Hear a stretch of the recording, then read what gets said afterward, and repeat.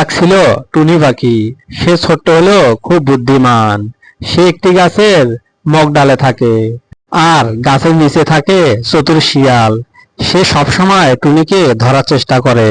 টুনি সবসময় বুদ্ধি খাটিয়ে বেঁচে যায়। একদিন শিয়াল চালাকি করলো। এই টুনি, তুমি না খুব সুন্দর গান গাও। টুনি উত্তর দিল, অনেক ধন্যবাদ শিয়াল ভাই। দুষ্টু শিয়াল আবার চালাকি করে বলল, একটু কাছে এসে গান গাও, আমি ভালো করে শুনতে চাই। টুনি বুঝতে পারলো এটা শিয়ালের ফাঁদ, তাই সে বুদ্ধি করলো একটা। শিয়াল ভাই, আমি দূর থেকে গান গাইতে পারি। টুনি গান গায় তার মিষ্টি সুর, শিয়াল বোকার নিরত্তর। গান শুনে লেজ কেঁপে ওঠে, শিয়াল বেটা ধোকা খায় রোজে।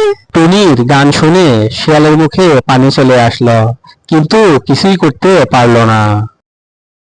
পরের দিন শিয়াল একটা নতুন ফন্দি আঁটলো। অসুস্থতার ভান করে মাটিতে শুয়ে কাতরাতে থাকলো। টুনি শিয়ালকে কাঁদতে দেখে জিজ্ঞেস করলো, কি হয়েছে শিয়াল ভাই, এভাবে শুয়ে কাঁদছো কেন? শিয়াল কাঁদতে কাঁদতে বলল, টুনি, আমি খুব অসুস্থ, তাই তোর কাছে আসতে পারছি না। টুনির মনে একটু মায়া হলো। শিয়াল ভাই, তুমি তাহলে একটু বিশ্রাম নাও। আবার শিয়াল বলল, তুমি যদি আমার কাছে এসে একটু কানে কানে গান শোনাতে আমার খুব ভালো লাগতো। টুনি আবার বুঝে গেল এটা শিয়ালের ফাঁদ। যারা ফাঁদ পাতে তারা কখনো সুস্থ হয় না। এই বলে টুনি হাসতে হাসতে উড়ে চলে গেল। শিয়াল রাগে ফেপে উঠলো আর বলল, টুনি, তোকে যেদিন আমি ধরতে পারবো তো সেদিন চামড়া পুড়িয়ে রোস্ট করে খাবো। আবার একদিন শিয়াল কাঁদতে লাগলো। টুনি ভাবলো শিয়ালের কিছু হয়েছে। টুনি শিয়ালকে জিজ্ঞেস করলো। শিয়াল ভাই, কি হয়েছে তোমার? টুনির কথায় শিয়াল কোনো উত্তর দিল না। টুনি মনে একটু কষ্ট পেয়ে বলল, আমার কোনো বন্ধু নেই, আমি একা থাকি। শিয়াল সুযোগ পেয়েছে।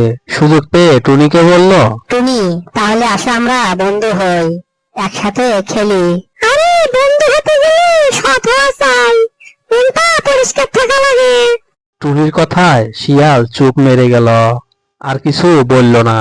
টুনিও গাছ থেকে নামলো না।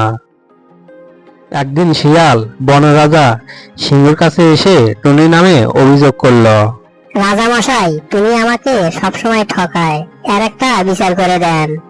সিংহ তখন শকুনকে বলল, শকুন, যা তো, টুনিকে ডেকে নিয়ে আয় এখানে।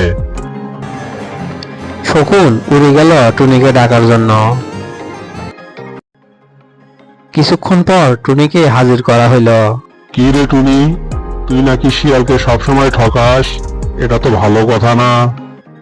রাজা মশাই, শিয়াল আমাকে সবসময় ধরে খাওয়ার চেষ্টা করে, আমি শুধু কৌশল করে বাঁচার চেষ্টা করি সবসময়। শিয়াল সবসময় আমাকে বিরক্ত করে। সিংহ দুজনের কথাই শুনল, তারপর বলল, যে কারো ক্ষতি করে সে আসল অপরাধী। এই জঙ্গলে সবাইকে মিলেমিশে থাকতে হবে। শিয়াল নিজের ভুল বুঝতে পারলো। টুনি, আমার ভুল হয়ে গেছে, আমাকে ক্ষমা করে দে, আমি আর কোনোদিন কাউকে ফাঁদে ফেলবো না। তারপর থেকে কেউ আর কাউকে ফাঁদে ফেললো না, সবাই বন্ধু হয়ে গেল।